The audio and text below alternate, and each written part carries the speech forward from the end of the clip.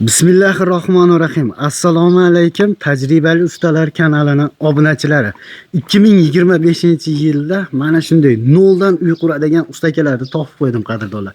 Ko'ryapsizlar, mana shu xonadonni nolidan boshlab to mana shikaturkasigacha o'zlari qilyapti ekan. Shifrlar hamma yoqda o'zlari qilgan ustakalarimiz. Bugun biz Farg'onani Bog'dodidamiz. Juda ham chiroyli, ishlari sifatli, haqiqiy tajribali ustalar bo'ladi akalar.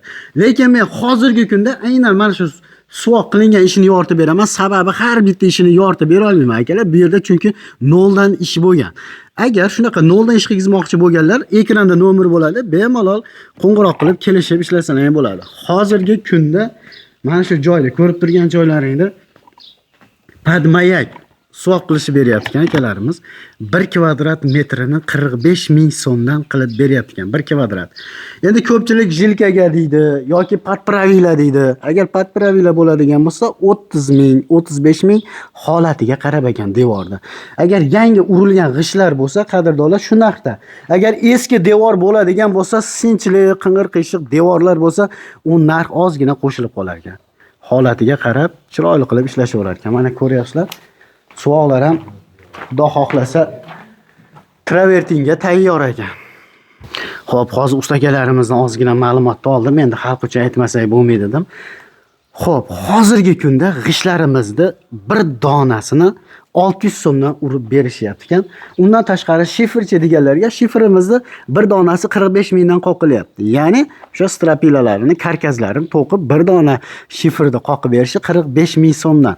To'sinlar alohida bo'ladi. Har bitta to'sinni tashash alohida narx bo'ladi qadrdonlar. Kimgadir videomiz qiziq bo'lgan bo'lsa, manfaatli bo'lgan bo'lsa, yutmoqchi bo'lgan akalarga mana shu videoni tashlab qo'ysalar, juda ham kerakli, manfaatli bo'ladi.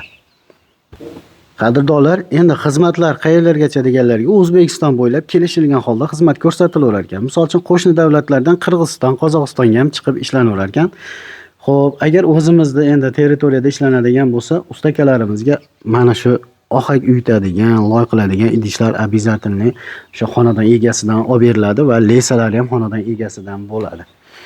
Videomiz manfaatli bo'lgan bo'lsa, bitta mana shunday qilib like bosib, do'stlarga jo'natib qo'yasizlar. Tajribali ustalar kanalidan yiroqlashmanglar. Ustakalarimiz hozir video syomkada xalaqit bermaylikda bir chekkada tomosha qilib o'tirishibdi. Shu joyga ham bitta like bosasizlar. Yana bir narsa, ustakalarimizga har kuni bo'lmasa ham har zamonda mashina qilib suvlar bilan, salqin ichimliklar bilan mehmon qilib turaverasizlar ekan.